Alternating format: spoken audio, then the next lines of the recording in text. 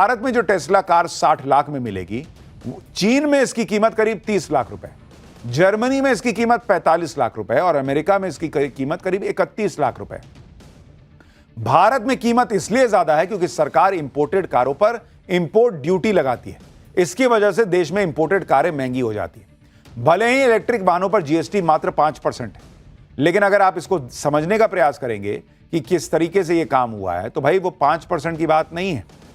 आप देखिए कि भारत में टेस्ला की एंट्री के साथ ही एक चर्चा जो कीमत को लेकर हो रही थी, भाई आप ये देखिए कि यहां पर आप कह रहे हैं कि भाई जो है वो मात्र 5% जो है वो जीएसटी लगता है, लेकिन इसके अलावा भी कई चीजें हैं। टेस्ला एक जबरदस्त कार है, सेल्फ ड्राइविंग के लिए उसकी बहुत चर्चा होती है। मैं खुद जब अमेरिका गया था तो मैंने टेस्ला कार की टेस्टिंग की थी।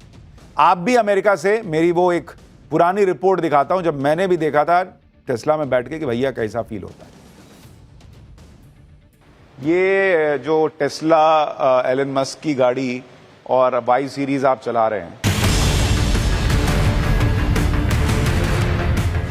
ये वाकई में इतनी स्पेशल है जितनी इसकी चर्चा होती है? डेफिनेटली ये स्पेशल है क्योंकि ऐसी गाड़ी कभी बनाई नहीं है किसी ने। तो ये तो फुल इलेक्ट्रिक गाड़ी है, पूरी इलेक्ट्रिक चलती है और इसमें सेफ्टी फीचर बहुत अच्छे सेफ्टी फीचर्स है।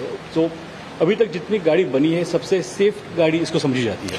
अच्छा, सेफ गाड़ी क्या है, क्यों है और इसमें क्या क्या है मैं आपको बताऊंगा, लेकिन शुरुआत करता हूं आपको शॉक देने से।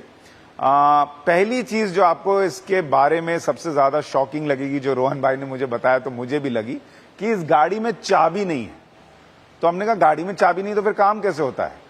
तो पता चला ये जो क्रेडिट कार्ड नुमा चीज दिख रही है ये इस गाड़ी की चाबी है। इसमें अगर आप देखेंगे यहां पर इसमें टेस्ला लिखा हुआ है, ये देख रहे हैं TESLA, और पीछे जो है वो एक फोटो बनी हुई है कि लॉक अनलॉक करने के लिए। तो ये अपने आप में बहुत अनोखा है कि इसमें भाई ये चाबी कैसे है? आप क्रेडिट कार्ड लेके घूम रहे हैं, चाबी लेके घूम रहे हैं, पता ही नहीं चल रहा। तो ये चाबी ऐसे है कि ये इसमें इंफॉर्मेशन पूरी गाड़ी की है। यानी भैया टेस्ला में बहुत कुछ कमाल का है। उसमें एक स्क्रीन भी है, लाइव उसमें जो है वो चीजें दिखती रहती हैं कि किधर से कौन गाड़ी आ रही है, क्या हो रहा है, आगे कोई पैदल चल के आ रहा है, क्या है, सब दिखता रहता है। और इसलिए वो सेल्फ ड्राइविंग भी कर लेता है। आप देखिए उसमें पूरा सब दिखता रहता है। तो इंडिया में जो है, इंडिया इतिहास रच रहा है भाई। शुभांशु शुक्ला आ गए, टेस्ला आ गई। पाकिस्तान क्या कर रहा है? भिखारी पाकिस्तान, उस पर अगला चैप्टर है। असीम मुनीर को जान का खतरा, किससे बचने के लिए पाकिस्तान में नई फौज तैयार कर रहा है मुनीर।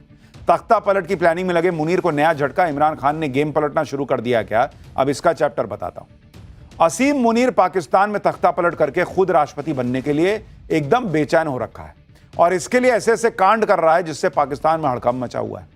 असीम मुनीर अब पाकिस्तान में नई फौज तैयार कर रहा है। यह नई फौज असीम मुनीर के दुश्मनों को कंट्रोल करेगी। असीम मुनीर जब राष्ट्रपति बन जाएगा तो उसकी सत्ता की सुरक्षा करेगी। वही सत्ता की सुरक्षा करेगा, यह बताया। आखिर मुनीर को कौन से खतरे का डर सता रहा है? किससे बचने के लिए वो नई फौज बना रहा है? क्या इसके पीछे इमरान खान का डर है, जिन्होंने मुनीर की तख्ता पलट वाली प्लानिंग का पलीता लगाने का फैसला कर लिया है? आज आपको यह सब बताऊंगा। आपको यह भी बताऊंगा कि राष्ट्रपति बनने के बाद मुनीर कैसे अपनी नई फौज से पाकिस्तान में तानाशाही चलाएगा और पाकिस्तान में तख्ता पलट को लेकर ऐसा खुलासा भी करेंगे जिसे सुनकर आप हैरान रह जाएंगे। तख्ता पलट करने से पहले असीम मुनीर पाकिस्तान में अपने लिए पूरा माहौल तैयार कर रहा है और इसके लिए असीम मुनीर ने अपनी एक अलग फोर्स का इंतजाम कर लिया है। पाकिस्तान में एक नई पैरा मिलिट्री फोर्स का गठन कर दिया गया है। यह नई फोर्स पहले से मौजूद फ्रंटियर कॉर्प्स के काम को अपग्रेड करके बनाई गई है। इसके लिए फ्रंटियर कॉर्प्स का नाम बदलकर नेशनल पैरा मिलिट्री फोर्स कर दिया गया है और इसमें एक नई विंग जोड़ दी गई है जिसका नाम है फ्रंटियर कॉन्स्टेबलरी, उसका नाम है। पाकिस्तान में नई पैरा मिलिट्री फोर्स ऐसे वक्त पर बनाई जा रही है जब पाकिस्तान में गृह युद्ध जैसे हालत है। एक तरफ टीटीपी और बलूच विद्रोहियों ने फौज और सरकार की नाक में दम कर रखा है। बलूच पाकिस्तानी फौजियों को मौत के घाट उतार रहे हैं और दूसरी तरफ इमरान खान की पार्टी पीटीआई ने मुनीर और शहबाज के खिलाफ मोर्चा खोल दिया। जेल में बंद इमरान खान की कॉल पर 5 अगस्त से पाकिस्तान में विरोध प्रदर्शन शुरू होंगे। पीटीआई के नेता दावा कर रहे हैं कि यह विरोध प्रदर्शन तब तक जारी रहेंगे जब तक इमरान खान को जेल से रिहा नहीं कर दिया जाता। मुनीर जानता है कि अगर इमरान खान की एंट्री हो गई तो बना बनाया गेम पलट जाएगा। मुनीर को तनाव हो रहा है कि अगर पीटीआई के विरोध प्रदर्शन को कंट्रोल नहीं किया गया तो उसके राष्ट्रपति बनने की राह मुश्किल हो जाएगी। पिछले साल नवंबर में पीटीआई ने जब इस्लामाबाद पर धावा बोल दिया था तो पाकिस्तानी फौज के पसीने छूट गए। पीटीआई समर्थकों को कंट्रोल करने में पाकिस्तानी फौज नाकाम रही थी और बौखलाहट में प्रदर्शनकारियों पर गोलियां चला रही थी, जिससे इमरान खान के पक्ष में और माहौल बन गया था। और इस बार तो इमरान खान के दोनों बेटे भी लंदन से पाकिस्तान आ रहे हैं, जो अपने पिता को जेल से रिहा करवाने वाले प्रदर्शनों को लीड करने वाले हैं। अब पीटीआई का आरोप है कि पीटीआई और इमरान खान को रोकने के लिए मुनीर ने नई फौज बनाई है। पीटीआई का दावा है कि नए फोर्स के जरिए पाकिस्तान में विपक्ष की आवाज को कुचलने की तैयारी हो रही है। नई फोर्स के जरिए मुनीर और शहबाज इमरान खान की रिहाई की आवाज को दबा देना चाहते हैं। नई फोर्स के जरिए पीटीआई के विरोध प्रदर्शन को रोकने की कोशिशें हो रही। पीटीआई का यह भी आरोप है कि असीम मुनीर जेल में इमरान खान की हत्या करवा सकता है। यानी इमरान खान की बहन कह रही हैं कि इमरान खान से जब वो मिली तो उन्होंने कहा कि मुझे जेल में मार देगा मुनीर। असीम मुनीर को पता है कि अगर उसे राष्ट्रपति बनना है तो इमरान खान को रोकना ही होगा, पीटीआई की आवाज को दबाना होगा। लेकिन नई फोर्स बनाने के पीछे मुनीर का मकसद सिर्फ इमरान खान की आवाज को दबाना भर नहीं है। नई फोर्स के जरिए मुनीर पूरे पाकिस्तान में लोकतंत्र का गला घोटने की तैयारी कर चुका है। आप इसे ऐसे समझिए कि पाकिस्तान की पैरामिलिट्री फोर्स फ्रंटियर कॉर्प्स सिर्फ बलूचिस्तान और खैबर पख्तूनख्वा में कानून व्यवस्था संभालती थी। अब नई नेशनल पैरामिलिट्री फोर्स पूरे पाकिस्तान में दंगों और सरकार सेना विरोधी प्रदर्शनों को कंट्रोल करेगी। फ्रंटियर कॉर्प्स के सैनिक अफगानिस्तान और ईरान बॉर्डर पर तैनात होते थे, लेकिन अब नेशनल पैरामिलिट्री फोर्स पाकिस्तान के हर प्रांत में तैनात होगी। पाकिस्तान में इस नई फोर्स को असीम मुनीर के शैतानी दिमाग की उपज बताया जा रहा है, जिसके जरिए वो पाकिस्तान में तानाशाही की जमीन तैयार कर रहा है। पाकिस्तान में हर कोई कह रहा है कि असीम मुनीर अब राष्ट्रपति बनकर ही मानेगा और इसके लिए वो कुछ भी करने की इस लिमिट पर आ गया है।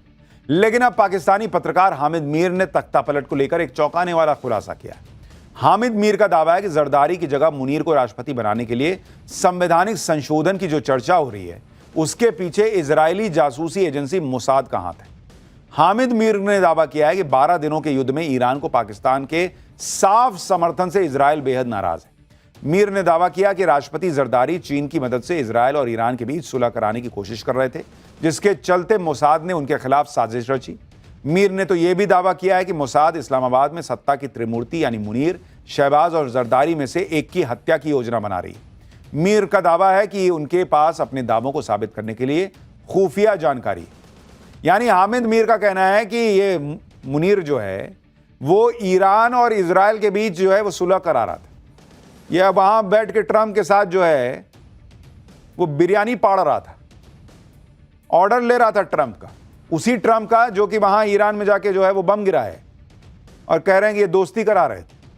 हामिद मीर ने भले ही नाम का खुलासा नहीं किया, लेकिन पाकिस्तान में चर्चा यह भी है कि असीम मुनीर को डर सता रहा है कि कहीं मोसाद उसकी हत्या न करवा दे। कहा तो यह भी जा रहा है कि मुनीर ने अपनी जो नई फौज तैयार की है वही उसकी जान की रक्षा भी करेगी और इसीलिए उसको बनाया ही है कि मुझे मोसाद से बचाओ। तो पाकिस्तान का क्या है, वहां तो यही सब तमाशा नौटंकी चलती रहती है, आपको बता रहा था। फिलहाल एक छोटा सा ब्रेक।